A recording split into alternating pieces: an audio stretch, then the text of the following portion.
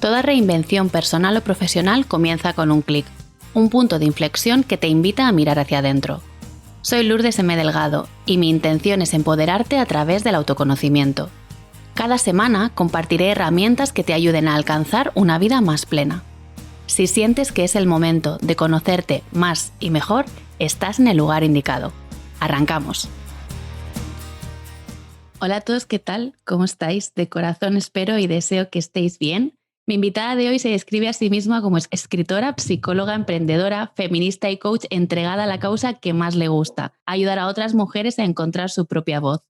Su experiencia personal y profesional le ha llevado a trazar un camino que le ha permitido reclamar alto y claro su derecho y su lugar en el mundo e inspirar a otras mujeres para que también nos atrevamos a ocupar el espacio que nos corresponde. María, bienvenida y muchas gracias por acompañarnos hoy. Muchísimas gracias, qué bonita presentación. Me alegra que te guste. Pues María, bienvenida tú y tu historia. Y para las personas que todavía no te conocen, cuéntanos un poco quién eres, qué haces, cómo nos ayudas. Pues bueno, yo como dices, a mí como más me gusta describirme es como escritora, ¿no? Yo me considero escritora por encima de cualquier otra cosa. Soy también psicóloga y de hecho me dedico a escribir sobre psicología, soy divulgadora y también soy escritora de ficción. Me gusta mucho también escribir historias porque además soy especialista en algo llamado psicología narrativa. Yo considero que la narración de las historias nos ayuda mucho pues, a interiorizar modelos de conducta, a entender qué es posible y qué no es posible para nosotras, ¿no? Y de ahí que escriba también historias. Tengo un ensayo que es por el que la mayoría de la gente me conoce, que se llama Feminismo Terapéutico, del que acabo de terminar lo que sería su segunda parte, digamos, y que probablemente saldrá en los siguientes meses. Y aparte, pues tengo 2 novelas escritas, que son Las mujeres de la familia Medina y Azul Capitana. Y bueno, ¿quién soy yo? Pues yo soy, pues eso, una escritora, una psicóloga. Vivo en Málaga, en el sur de España, pero durante muchísimos años he vivido en Londres, que allí es donde ejercí la mayor parte de mi profesión. Y he trabajado durante todos esos años en proyectos de psicoeducación, dirigía proyectos de psicoeducación, trabajando con mujeres que estaban en situación complicada, digamos. En el caso del último proyecto, por ejemplo, que dirigía, eran madres cuyos hijos habían sufrido de abuso sexual, ¿no? Y además sufrían abuso sexual por parte de sus padres o de sus maridos, o en fin, quiero decir, de sus abuelos o de sus maridos, ¿no? Entonces, pues bueno, básicamente eso es lo que hacía en Inglaterra, pero en un momento dado me vengo a España. Como te digo, me vengo a España porque estoy muy embarazadísima en ese momento de 8 meses y digo, pues casi que me voy a volver a España.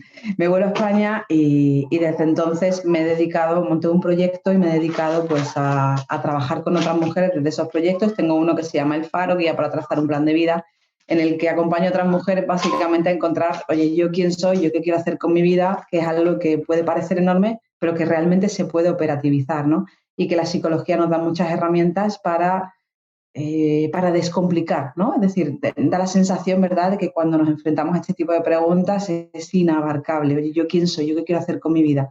Y aquello que quiero hacer es posible, puedo llegar de la A a la Z.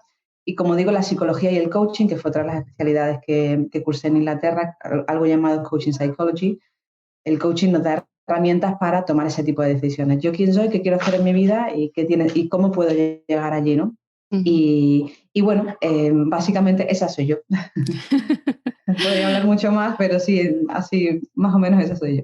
Ok, me viene muy bien esto que estás comentando porque precisamente mi siguiente pregunta iba un poco por ese viaje, ¿no? Has hablado de tu libro Feminismo Terapéutico, que es por el que yo te conocí, y cuentas que en un momento de tu vida un poco gris, ¿no?, decides lo que nos has contado, dejar Málaga, donde la tierra que te vio crecer, para mudarte a Londres y liderar durante muchos años, ¿no?, proyectos de formación al servicio de otras mujeres y en paralelo desarrollar tu práctica privada, ¿no?, de coaching psicológico. Y entiendo que aquella María que salió de Málaga no es la misma, aparte de embarazadísima, que volvió, ¿no? ¿Cómo fue este viaje de transformación para ti? Bueno, pues yo debo decir que yo no soy de Málaga, yo soy malagueña adoptada ahora, porque además mi hijo sí que es de Málaga, con lo cual ya me siento como medio malagueña, ¿vale? Pero yo soy de Sevilla, yo soy de un pueblo que se llama Dos Hermanas. Y bueno, yo nací allí, estuve allí pues 26 años, luego me mudé a Granada, estuve un tiempo en Granada porque yo pensé que quería ser psicóloga clínica, entonces me puse a estudiar las oposiciones del PIR sin yo saber que opositar era como lo contrario que yo quería hacer con mi vida, ¿no? Pero bueno, cuando somos más jóvenes pues tomamos decisiones, vamos buscando, ¿verdad?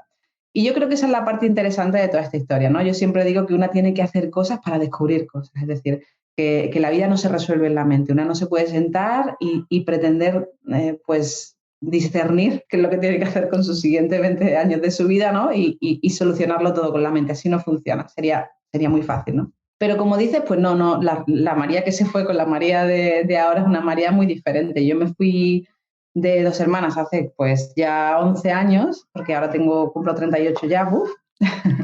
Y aparte de que no era madre, que bueno, que la que nos esté escuchando y sea madre sabe que eso suele ser un punto importante de inflexión en la historia propia, ¿no? Las que no son madres tienen otros puntos de inflexión, ¿verdad? Que siempre hablamos de verdad desde este punto de vista. Pero bueno, la maternidad, en el caso de la mujer, supone un gran punto de inflexión y un momento en el que vuelves a reinterpretarte, pues a reconstruirte, ¿no? Realmente. Y aparte, imagínate, o sea, yo me mudé de un pueblo de Sevilla a Londres y cuando llegué a Londres yo no hablaba inglés, todo el mundo me decía, pero ¿cómo te vas a ir a Inglaterra siendo psicóloga? Mujer de Dios, si para ser psicóloga tienes que aprender el idioma, ¿no? Yo decía, yo creo que yo soy capaz de aprender inglés y por supuesto que tardé tiempo, ¿no? Es decir, los primeros años en Londres fueron duros, los primeros meses sobre todo fueron muy duros. Yo trabajé en todo lo que pude, básicamente, cosa que ya hacía en España, no era nuevo en mí. O sea, yo he trabajado, pues siempre lo cuento, ¿no? Yo he trabajado vendiendo seguros, vendiendo enciclopedias, he hecho encuestas, he trabajado limpiando cocinas, he trabajado, o sea, he hecho pues todo, como toda hija de vecina, ¿no? No hay nada especial tampoco en esto. Pero básicamente me fui a Inglaterra intentando ganarme la vida. La situación en España en aquel momento, yo hablo de 2012 aproximadamente, en aquel momento estábamos pues ahí en una crisis muy complicada, las opciones eran muy difíciles. Mi profesión me ofrecía opciones que no me resultaban interesantes. El entendimiento de la psicología en España en aquel momento me resultaba muy, ¿cómo decirlo? Pues como muy restringido, ¿no? Realmente yo no me sentía muy a gusto con, pues eso, pues con la única opción que me ofrecía mi profesión, que era básicamente ser terapeuta, ¿no? Yo siempre, nunca vi claro el ser terapeuta, pensaba que no era para mí, ¿no? Así que me fui a Inglaterra y aprendí inglés primero, es decir, primero tienes que aprender inglés y para eso empecé a trabajar también en una ONG. O sea, yo trabajaba pues sirviendo café por las mañanas, me levantaba a las 4 de la mañana, me recorría a Londres, me dedicaba a poner porridge a los ingleses en la City y cafés y demás. Y luego pues a las 3 de la tarde salía y me iba a una ONG que estaba cerca de mi casa, que trabajaban con mujeres en situación, pues eso, víctimas de abuso, mujeres también migrantes con situaciones complicadas. Ahí poco a poco pues empecé a hacer algo, ¿no? Dentro de mi campo y a ganar algo de vocabulario. Me daban mucha formación también y poquito a poquito empecé a soltarme ahí. Yo ya en los últimos años de carrera había descubierto que yo quería trabajar en el campo de la mujer, pero como te digo, no sabía exactamente cómo, ¿no? Porque al final cuando sales de la carrera o cuando estás en estos momentos grandes de transición en los que sabes que algo no funciona, pero no sabes exactamente qué es lo que quieres hacer, pues es complicado, ¿no? Tienes que ir dejándote guiar por pistas, a veces haces cosas que luego no llegan a ningún sitio, ¿no? O sea, yo en aquellos años hice cursos de todo, básicamente. O sea, recuerdo que hice un curso de corrección ortotipográfica que me tuvo un verano entero poniendo tildes. ¿Para qué hice eso? No lo sé. Pero yo iba buscando, pues respuestas, ¿no? Yo decía, no, yo quiero algo más relacionado con la escritura, ¿no? Yo no quiero hacer terapia, la terapia no es para mí, ¿no? A lo mejor lo que yo voy a hacer es otra cosa, ¿no? Y bueno, me dediqué, como te digo, a hacer muchas pruebas, hasta que caí en una organización en la que empecé a dirigir un proyecto de salud mental en el NHS durante un año y empecé a trabajar más como trainer, como formadora. Y ahí me di cuenta de que aquello me gustaba mucho montar proyectos de formación, me gustaba mucho trabajar con grupos, me gustaba mucho dirigir lo que se llamaba la helpline, ¿no? La línea de ayuda, y enseñar a la gente que estaba cogiendo el teléfono ahí. Y ahí ya empecé yo a tener pistas, ¿no? Que así es como uno lo hace, uno empieza a tener pistas de, uy, pues mira, este dato es interesante, por aquí podría yo dirigir mi vida, ¿no? Y ya vas viendo qué me gusta, qué no me gusta, qué se me da bien, qué no se me da bien, qué pagan bien, qué no pagan bien, que también es importante, ¿no? En la vida. Y poco después pues empecé a dirigir aquel proyecto del que os hablaba al principio, que es donde más tiempo estuve en Inglaterra, que fue pues precisamente dirigiendo como training manager, ahí ya ascendí y daba básicamente clases sobre abuso, sobre psicología, básicamente, durante varios años y fue un proyecto precioso que amé, pero que también supe que no era para siempre, ¿no? También tenía esta sensación de estoy aprendiendo mucho, estoy haciendo algo precioso, estoy cogiendo experiencia, pero este no es mi futuro, ¿no? Y es algo que de algún modo lo tienes dentro y lo sabes. Y ahí fue cuando surgió la idea de feminismo terapéutico. Ahí poco a poco es donde empieza a escribir feminismo terapéutico, que yo diría que es un poco el previo a venirme a España, ¿no? El condensar toda esa experiencia que he tenido esos últimos años y decir, bueno, antes de irme a España, yo quiero empezar a poner en pie todo esto que yo he aprendido, ¿no? Me parece, he conectado con varias cosas que has dicho en este ratito, sobre todo el punto de inflexión, ¿no? Llega con la maternidad, estoy súper de acuerdo contigo. A mí también me llegó con una depresión, un punto de inflexión, que fue cuando tomé la decisión de poner fin a una relación, pues, de malos tratos, una secta, etcétera, etcétera. Y a veces en esos puntos de inflexión, creo que te lo he leído también alguna vez, es tan importante saber lo que quieres como lo que no quieres. Y esto es lo que tú has dicho, ¿no? Tenía esa sensación de que esto no era para mí, que no era por aquí, y seguir buscando y seguir investigando hasta que aparece algo que te dice, vale, este es por aquí, pero si no intentas diferentes cosas, a lo mejor nunca llegas a encontrar ese hilo del que empezar a tirar. Exacto, porque seguro que a ti también te pasa, Lourdes, que hay quien te dice, bueno, es que ya he probado muchas cosas, ¿no?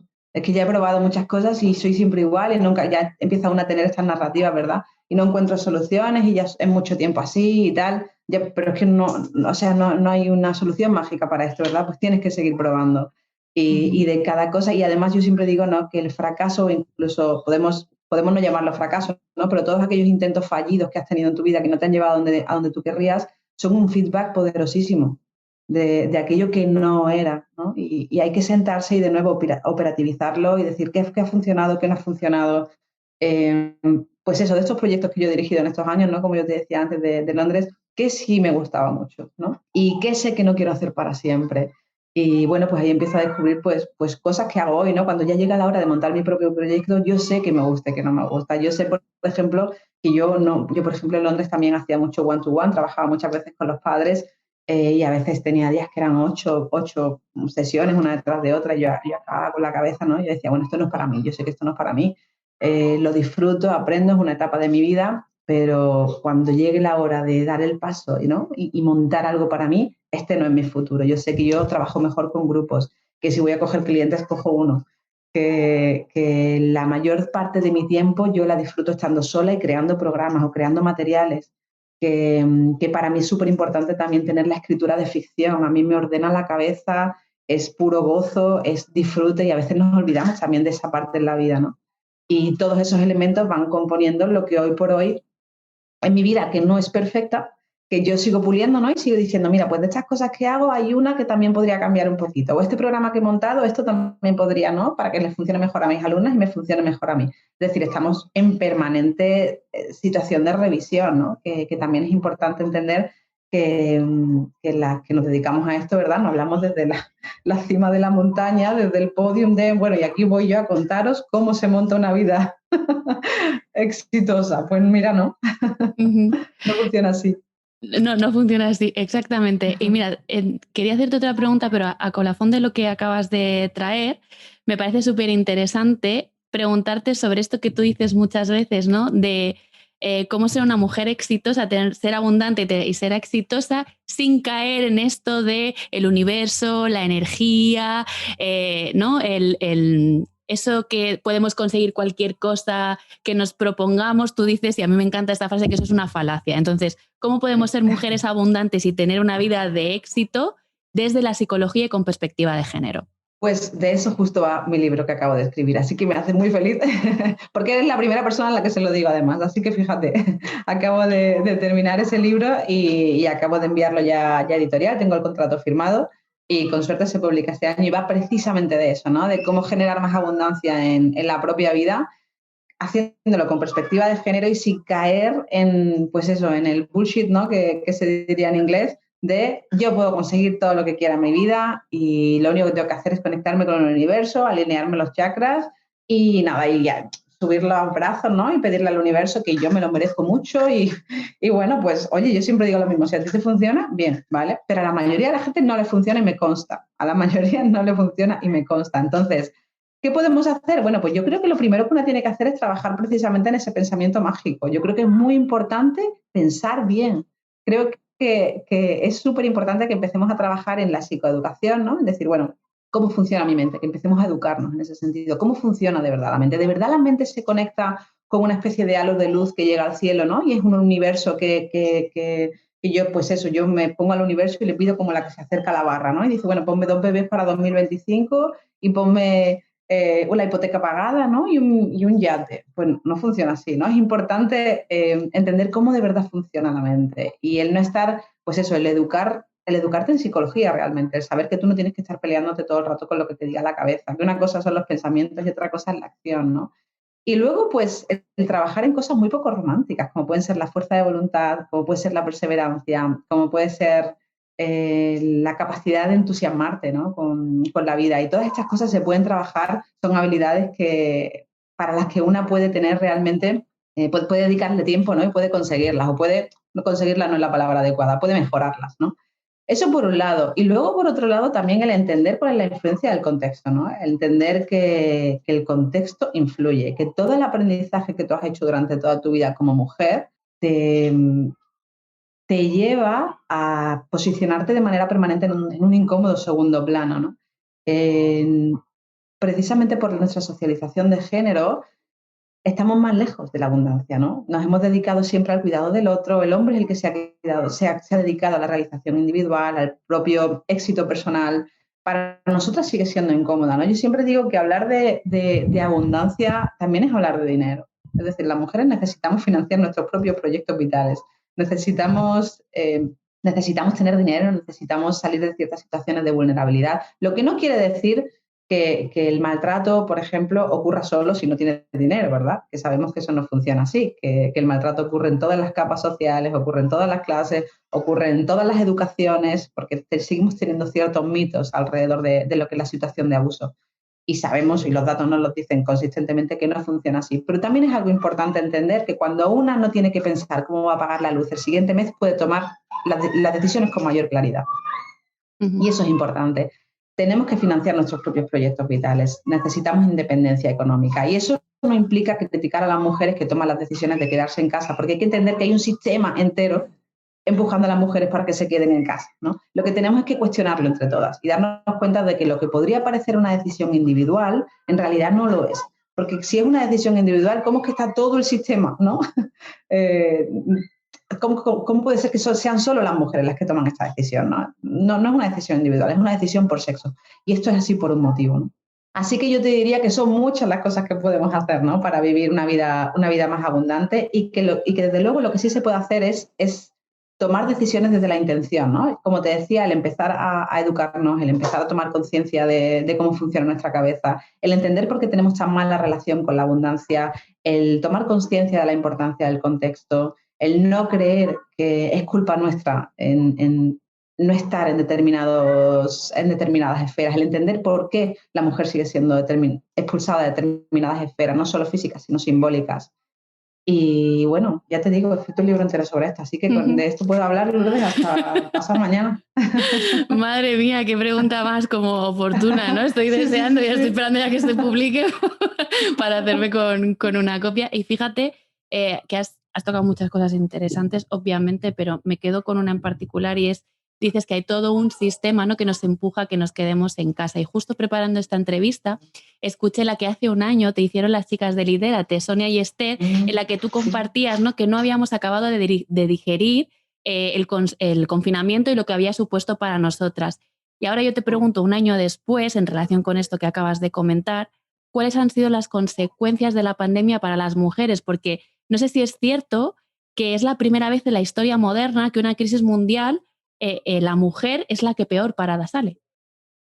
Bueno, realmente lo que nos dicen los datos, que es de lo que se hablaba ya en aquel momento, ¿no?, es que empezaba a haber lo que llamaron un C-session, es decir, precisamente las mujeres en cada crisis mundial, en las guerras anteriores, cuando el hombre se iba al frente, la mujer daba un paso adelante y adquiría nuevos derechos laborales, ¿no? Pero resulta que ahora ha ocurrido al revés, de repente hay una crisis mundial y muchas mujeres han renunciado a sus puestos porque no han podido conciliarlo todo y al final son muchos los motivos por los que una mujer da un paso atrás. No solo la socialización de género, el hecho de que nosotras nos sentimos más obligadas a estar al lado de nuestros hijos y más capacitadas incluso para dirigir las operaciones del hogar, porque bueno, los hombres no han sido educados para eso y eso hace que tengan ciertas taras y esa es una realidad, ¿no? Y de algún modo nosotras pues seguimos asumiendo todo eso, ¿no?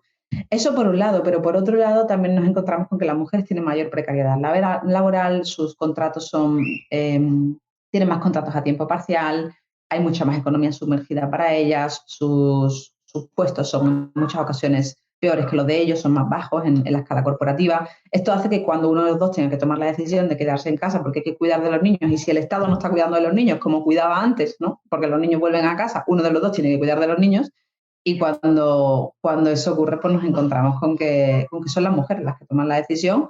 Y de nuevo, no podemos criticar la decisión individual de cada familia porque tiene sentido para cada familia como lo están haciendo, ¿no? Es decir, ellos dicen, bueno, si él gana tanto, ella gana tanto, pues la cuenta es clara, ¿no? Hay que tener conciencia de por qué se toman este tipo de decisiones, pero obviamente al sistema en general lo pone en jaque, ¿no? Nos damos cuenta de cuánto trabajo han estado haciendo las mujeres durante todos estos años. Yo creo que luego, por otro lado, nos encontramos con datos interesantes y tristísimos durante la pandemia de cómo, por ejemplo, había mujeres ya sacando muchos menos papers que los hombres en aquella época. Es decir, pues menos mujeres investigando, menos mujeres teniendo tiempo para, bueno, pues para escribir, es decir, fueron meses durísimos. Y luego no han sido solo meses, es decir, hemos estado con restricciones, con niños confinados que volvían a casa una y otra vez, ¿no? Cada vez que nos encontrábamos con un caso. Y de nuevo aquí también entra el privilegio. Quien podía permitirse tener a alguien ayudando en casa, pues ahí se acababa el tema, pero eso no puede permitírselo todo el mundo. Y tenemos que dejar de vivir en los mundos de Yuppie y pensar que todo el mundo tiene esa posibilidad, porque no es real. Totalmente, totalmente de acuerdo con lo que estás comentando.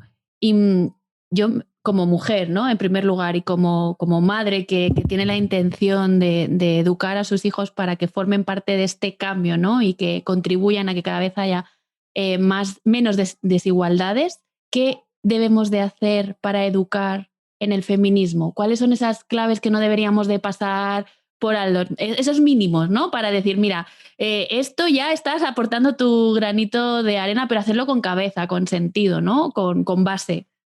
Pues mira, yo creo que esa es una pregunta mucho más complicada de lo que mucha gente se cree. Y fíjate, esa es mi sensación, Lourdes, desde que tengo un hijo. Tengo un hijo varón y antes de ser madre, pues una cosa es la teoría y otra cosa es la práctica, ¿no? Antes de ser madre, pues tenía las cosas meridianamente claras, ahora las tengo meridianamente claras también a nivel ético, pero a nivel práctico me encuentro con muchas dificultades. Me encuentro con que tú pones la tele y le pones a mi niño Peppa Pig y está cargado de estereotipos sexistas, ¿no? Y le pones Peter Pan y le pones, pues yo qué sé, pues películas que le encantan, ¿no? Entonces uno empieza a plantear, ¿qué hago? ¿Le filtro todo el material que le va a llegar? ¿Es esa la decisión correcta?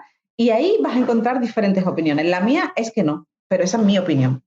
Yo no creo que haga falta filtrar todo el material que llega a nuestros hijos. Por supuesto que una tiene que tener conciencia de que hay determinado material, ¿no? Tú tienes que proteger a tu hijo de determinado contenido sexual, de determinadas palabras, por supuesto, hasta ahí llegamos, ¿no? Pero de nuevo, ¿qué hacemos? ¿No le ponemos Peter Pan? ¿No le ponemos Los Tres Cerditos? ¿No le ponemos Peppa Pig? ¿No le ponemos, no? Pues yo creo muchísimo más en instalarles desde muy pequeño y adaptado a su idioma la empatía y el espíritu crítico. Desde muy pequeños el discutir con ellos. Bueno, ¿qué opinas de esto? Mira, pues yo tengo esta sensación. ¿Qué opinas tú? ¿No? Y el poquito a poquito el ir teniéndolos presentes en esta conversación de lo que es una sociedad justa, de lo que es una sociedad, ¿no? Pues cuando vemos determinados estereotipos o cuando vemos que no hay representación de suficiente diversidad, pues lo comentamos. ¿Te has dado cuenta? Fíjate, en estas películas ya no sale tal, ya no sale cual. Fíjate como mamá Pig siempre hace ciertas cosas y papi Pig siempre hace ciertas cosas. Aquí en casa no es así, ¿verdad? Como en muchos sitios. Es que no debería ser siempre así. Es decir, tú vas teniendo determinadas conversaciones y lo vas ayudando a retar esa visión unilateral del mundo que nos impone el patriarcado.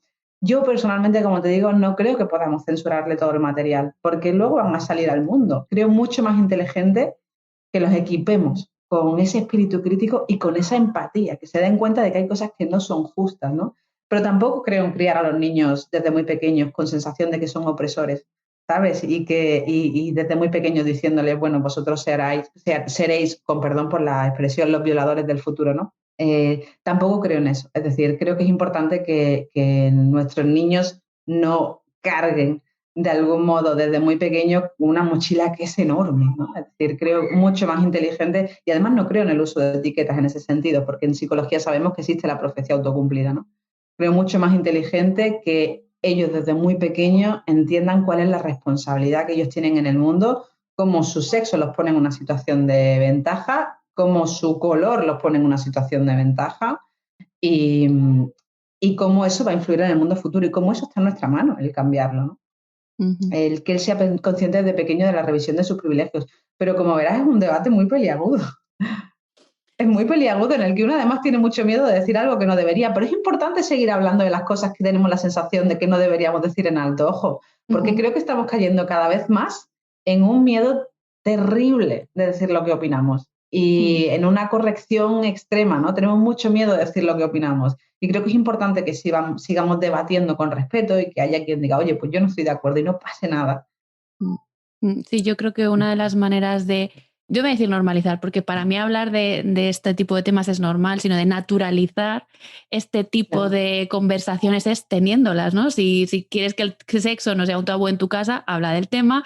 Si quieres que el feminismo no se interprete inadecuadamente, háblalo en tu casa, pide opinión. Si quieres, ¿no?, ser una persona con crítica, con opinión propia, que es que tus hijos, tus hijas tengan opinión propia, pídesela, compártesela. Sí. ¿No? Yo recuerdo cuando has dicho lo de Peter Pan, me ha venido una imagen a la cabeza súper clara, y es que cuando yo estaba cayendo ya en depresión y planteándome si me separaba o no, con muchísimo miedo, porque mi entorno estaba a 700 kilómetros y la culpa, la vergüenza, todas estas cosas, me acuerdo que mis hijos un día me dijeron, mamá, tú eres como Cenicienta, igual que Cenicienta. Y esa frase fue como, algo tengo que hacer, algo está pasando, que mis hijos me están viendo reflejada en Cenicienta. Y entonces ese fue el primer clic que a mí me ayudó a encontrar el coraje y la fuerza de decir, esto hay que cambiarlo, porque la alternativa no era muy positiva, no era muy halagüeña. Pero hasta qué punto esos mensajes, ¿no?, calan en ellos y ya les hacen ver el mundo de una determinada manera. Claro, y desde muy pequeños. Y desde muy pequeños. Sí, así es, así es. Y de nuevo, es la responsabilidad de los adultos. También yo siempre tengo mucho cuidado con la palabra responsabilidad, ¿no? Porque una mujer en una situación de maltrato, una mujer en una situación, pues hablar de responsabilidad individual, ojo, hay que tener en cuenta que el miedo es muy poderoso, ¿vale? El miedo es increíblemente poderoso y nos paraliza. Y es absolutamente normal sentirse paralizada y sentirse sin herramientas, ¿no? Pero tenemos que buscar como adultos, como sociedad, no como personas particulares, como sociedad tenemos que buscar la manera de que los niños aprendan otros modelos de conducta, que los niños se den cuenta de que las mujeres no son las criadas de las casas. Pero eso lo seguimos viendo. Lo seguimos viendo, tal cual, lo seguimos viendo. Las mujeres son las madres de los hijos, son las mujeres de los esposos. Así siempre hay un apellido, siempre hay un apellido, claro. que nos vincula a un hombre de alguna determinada manera. Y ellos, ¿y qué ocurre? Que los niños cuando nos miran nos ven como, pues eso, existe esta cosificación, ¿no? No nos ven como sujetos completos. Precisamente por ese proceso, ¿no? De cómo se estereotipan determinados comportamientos. Y de nuevo, es psicológicamente complejo. Hay cosas que podemos hacer, probablemente no consigamos superarlo en una generación, tenemos que seguir debatiéndolo, tenemos que seguir buscando maneras. Yo conozco, o sea, tengo muchas compañeras feministas que sí consideran que hay que filtrarle todo el contenido, ¿no? Y respeto su opinión porque lo hacen con la mejor de las ¿no? Pero no es mi caso. Yo creo que a mi modo de verlo, es más inteligente que él siga viendo cierto contenido, no todo, ojo, de nuevo, y que sigamos teniendo conversaciones interesantes en casa. Yo también soy muy fan de generar estos espacios de seguridad y confianza donde se pueda generar debate, donde uno pueda decir lo que opina, no tienes por qué estar de acuerdo. Y ahí lo con otra cosa que no quiero abordar hoy porque nos quedamos sin tiempo, que es la ley del agrado, que te invito otro día a que podamos hablar de esto, porque he visto ahí como el nexo súper claro. Pero antes de despedirme de ti, me gustaría saber, ¿no?, porque en tu libro de feminismo terapéutico compartes que la intención del mismo es reconocer la desigualdad y trabajar en diferentes técnicas para conectar con nosotras y entre nosotras. Y siento que tanto el Faro como la comunidad, incluso el mismo libro, están impregnados de esta esencia, y me gustaría saber cómo cualquiera de estas herramientas que tú nos ofreces nos puede ayudar a dejar de comernos el coco y empezar a comernos el mundo. Oh, me encanta esa expresión, me la quedaría, me gusta muchísimo. Bueno, pues precisamente yo creo que esa es la base de la psicología que predico, ¿no? Realmente cuando hablamos de psicología hablamos de una disciplina vastísima, hay muchísimos enfoques y los psicólogos estamos formados en diferentes técnicas, estamos formados en diferentes, pues eso, ramas de nuestra disciplina. En mi caso, yo soy una psicóloga increíblemente enfocada a la acción. Yo creo que es importante entender cómo funciona tu mente, pero para ponerla al servicio de tu vida, no para pegarnos toda la vida dándole vueltas, ¿no? Y pensando, bueno, ¿yo cómo soy? ¿Yo cómo quiero ser? Y yo, ¿no? ¿Y de dónde me vendrá este tema, ¿no? Y este trauma, porque todos tenemos y todas tenemos fantasmas, todas tenemos traumas, todos tenemos historiales en los que nos podríamos perder infinitamente. Pero, de nuevo, ¿hasta qué punto eso es una vida completa? ¿Hasta qué punto pegarte toda la vida dándole vueltas a la cabeza es vivir una vida plena? No, lo que tú quieres al final es poder estar en el parque con tu hijo por la tarde mientras está subiéndose por el tobogán, mirarlo y sentir esa conexión tan brutal, ¿no? Con la vida y decir, qué bien estoy, ¿no? Qué alegría estar con mi hijo aquí y ahora. Y luego volver a casa y estar muerta de cansada y estar preparando la cena con tu pareja o sola y estar jugando con tus hijos y estar diciendo, estoy cansadísima, y vivir también esa parte de la vida, ¿no? Es decir, si algo yo insto en mis programas es a vivir la vida en su totalidad, a sentir las emociones en su totalidad, a dejar de lado todo aquello que llamamos las emociones negativas y entender que no son negativas, son importantes dentro de la vida, son solo desagradables, pero son grandes informadoras de aquello que nos gusta, que no nos gusta, aquello que es importante para nosotras. Yo diría que los programas que yo creo, que los creo con mucha ilusión y con mucha vocación de servicio, los creo porque realmente a mí me han cambiado la vida. Es decir, yo utilizo la parte de la psicología que a mí me ha cambiado la vida y que cuando yo se la he ofrecido a otras mujeres me han dicho, María, esto ha cambiado algo fundamentalmente en mí. Y, y siempre siento y siempre sigo teniendo la sensación de que funcionan porque es un mensaje que es mucho más grande que yo, obviamente. O sea, yo pues realmente he recogido herramientas que veo que funcionan y las pongo, como digo, al servicio de otras mujeres. La manera en la que funcionan es, pues, como digo, de una manera increíblemente práctica. Yo no quiero que nadie entre en mis programas y se ponga a ver 28 vídeos, ¿no? A entender cómo funciona.